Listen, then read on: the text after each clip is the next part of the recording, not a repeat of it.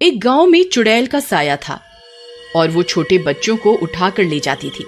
उसी गांव में रेखा नाम की एक औरत रहती थी। वो बहुत सुंदर थी, परंतु उसको कई वर्षों से कोई बच्चा नहीं हो रहा था। इसके कारण उसे गांव की औरतें अक्सर ताने दिया करती थी। एक बार गांव की औरतें कुएं से पानी भर रही होती हैं और रेखा भी पानी लेने वहां जाती है। अरे ये देखो, रेखा जी आ रही हैं। बेचारी है तो कितनी सुंदर, लेकिन बेचारी को कोई बच्चा नहीं हो रहा। अरे रूपा बहन, बोलती तो तुम ठीक हो। हाँ, पूरी हीरोइन बनती है, लेकिन एक बच्चा नहीं दे पा रही अपने परिवार वालों को। तभी रेखा वहां आ जाती है। मुझे बच्चा हो या ना हो, लेकिन तुम सबको क्यों दुख हो रहा है? औरत होकर भी ताने देती रहती हो, शर्म आनी चाहिए तुम्हें। लेकिन इस बात से रेखा बहुत दुखी हो जाती है और अक्सर दुखी रहने लगती है और धीरे धीरे वो गांव में भी सबसे बात करना बंद कर देती है। कुछ दिनों बाद आधी रात में चुड़ैल आती है और सोते हुए एक छोटे बच्चे कल्लू को गोद में उठाकर अपने साथ ले जाती है। अरे नहीं भैया री, चुड़ैल चुड़ैल, मम्मी बचाओ बचाओ। अरे चुड़ैल आंटी, मुझे सुसु आई है, जरा जाने दो, छोड़ दो। अरे बच्चे की जान लोगी क्या? चुड़ैल उसके मुंह पर एक कपड़ा बांध देती है ताकि वो चिल्लाकर गांव वालों को न बुला ले। तू तो छोटा सा लेकिन बहुत चालाक बनता है, मुझे बेवकूफ समझा है क्या? चुड़ैल उठाकर उसे ले जाती है। अगली सुबह मेरा कल्लू कहाँ गया? मिल ही नहीं रहा, पता नहीं कहाँ गायब हो गया मेरा चांद का टुकड़ा। अरे यहीं कहीं खेल रहा होगा रूपा, चाहे जमीन को सर पर उठा रही हो। और कल्लू वो कालिया कहाँ से चांद का टुकड़ा हो गया है? लेकिन भैया तुम चुप रहो, नहीं तो यही पीटेंगे हम तुम्हें, तुम्हारी बीवी के सामने।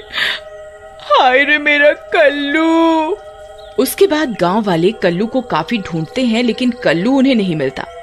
अरे मानो न मानो भाइयों, ये चुड़ैल का काम है, वो ही बच्चों को उठा रही है। फिर आधी रात होते ही डरावनी आवाजें आने लगती हैं। सब उन डरावनी आवाजों को सुनकर अपने घरों में छिपे रहते हैं और चुड़ैल से डरते हैं। अजी वो देखो, कितनी खतरनाक चुड़ैल है। पता नहीं ये नासमीठी चुड़ैल हमारे गांव में कैसे आ गई। फिर चुड़ैल एक और बच्चे को गोद में उठाकर ले जाती है। अगले दिन सुबह सुबह सारे गांव वाले फिर से एक साथ मिलते हैं। देखा मेरी बात ना मानने का नतीजा? मैं कह रहा था ना कि कोई चुड़ैल जरूर है, लेकिन तुम लोग मेरी बात नहीं मानते हो। मैं अभी भी कह रहा हूँ कि ये कोई चुड़ैल का मामला है। चुड़ैल ही सारे बच्चे चुराती है और उन्हें मार डालती है। सब अपने घरों के अंदर ही रहना, गलती से भी बाहर मत आना उस चुड़ैल के सामने, नहीं तो तुम्हें भी मार देगी वो। अरे लखन भैया, आप अगर मुझसे बड़े नहीं होते तो मैं आपके सारे दांत यहीं तोड़ देता। आप भी इस जमाने में भूत और चुड़ैलों की बात करते हो। क्या दांत तोड़ देता? तुम अभी शहर से आए हो, तुम्हें नहीं पता गांव में चुड़ैल आती है? सबको पता है। तुम अपने घर में ही रहना, रात में बाहर मत निकलना। तुम ज्यादा साइंस पढ़ लिए हो हैं? हमने जो देखा वो बता दिया। तभी वहाँ बूढ़ा हरिया आता है।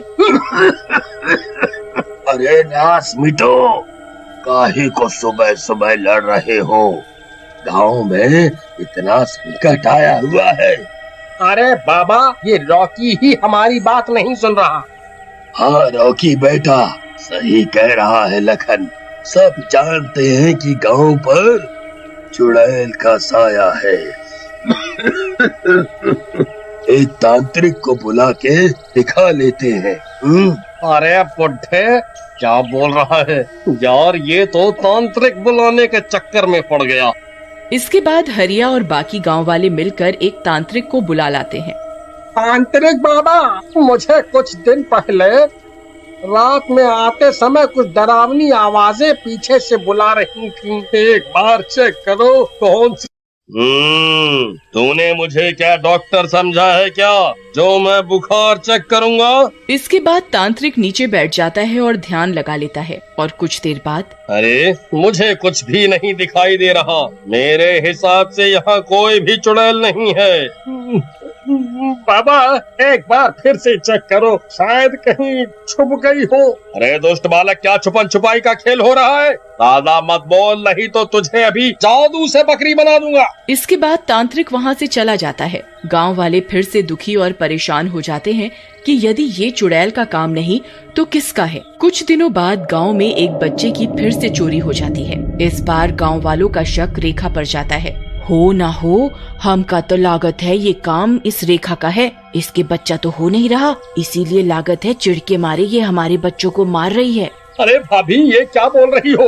भला रेखा ऐसा काहे करेगी? ऐसा झूठा आरोप मत लगाओ बेचारी पर। तुम तो चुप ही रहो लखन भैया, तुम तो बेचारी कहोगे ही। देखे हैं कई बार तुम्हें निहारते हुए उसको, बहुत ही प्यार से देखते हो रेखा को। तुम्हें क्यों लगेगी वो बच्चा चोर? उसके बाद सारे गांव वाले रेखा के घर चल पड़ते हैं। रेखा अपने घर के सामने ही बैठी होती है। देखो देखो महारानी जी कैसे बैठी हैं, आराम से हमारे बच्चों को चुरा कर। अरे अरे रूपा बहन, ये क्या बोल रही हो?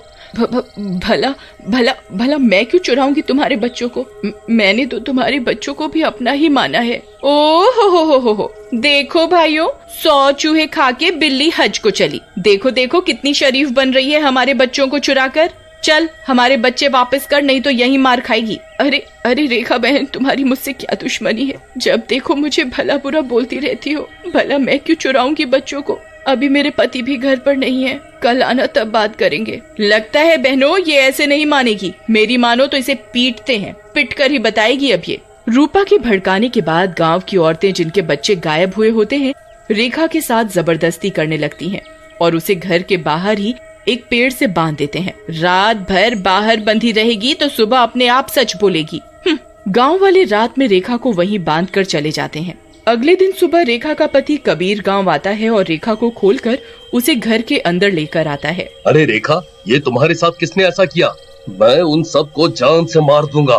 मुझे सारी बात बताओ। फिर रेखा कबीर को सारी बात बताती है। अच्छा, तो ये लोग हमें बच्चा चोर समझ रहे हैं। मैं पता लगा कर ही रहूंगा कि आखिर मामला क्या है। सरपंच जी, हम रात में कुछ लोग मिलकर पहरा देते हैं और उस चुड़ैल को रंगे हाथ पकड़ते हैं। सब मेरी बीवी को ही बच्चा चोर समझते रहेंगे नहीं तो। सरपंच मान जाता है और चुपचाप कुछ लोग रात में छुपकर पहरा देते हैं। अरे रेखा, वो देखो, वो चुड़ैल आ गई। एक बच्चे को उठा कर ले जा रही है। चलो इसका पीछा करते हैं, शायद वहीं से बच्चों का कुछ पता चल जाए। उसके बाद कबीर सरपंच उसका पीछा करते हैं। वो एक गुफा के सामने जाकर रुक जाती है और रोशनी करती है। चुड़ैल रुक जा, तू इस बच्चे को छोड़ दे, नहीं तो इस आग से तुझे जलाकर राख कर दूंगा। मुझे मारेगा तू? चल जा यहाँ से, मैं चुड़ैल हूँ, तुझे कच्चा चबा जाऊंगी। हटा इस आग को। कबीर उसकी एक नहीं सुनता और आग लगा देता है। आग लगते ही चुड़ैल के कपड़े जलने लगते हैं। चुड़ैल अपने सारे कपड़े उतारने लगती है और फिर जैसे ही चुड़ैल का मुखौटा हटता है तो ये क्या, अंदर से तो लखन निकलता है। लखन चुड़ैल का मुखौटा उतार कर चिल्लाने लगता है। अरे नहीं, मर गया रे। अरे गांव वाला तुम्हारा नाश मिटे, मुझे आग क्यों लगा दी? मर गया रे। मैं हूँ लखन, कोई चुड़ैल नहीं है इस गांव में। हाय रे, कोई पानी लाओ, मैं जल रहा हूँ। ये सब देखकर सबकी आंखें फटी की फटी रह जाती हैं। तुम पहले सब बच्चों का पता बताओ, तभी हम तुम्हारी आग बुझाएंगे। अरे सब इसी गुफा में है सही सलामत, मुझे बचाओ। मर गया रे। फिर सभी गांव वाले भी वहां आ जाते हैं और लखन की आग को बुझा देते हैं।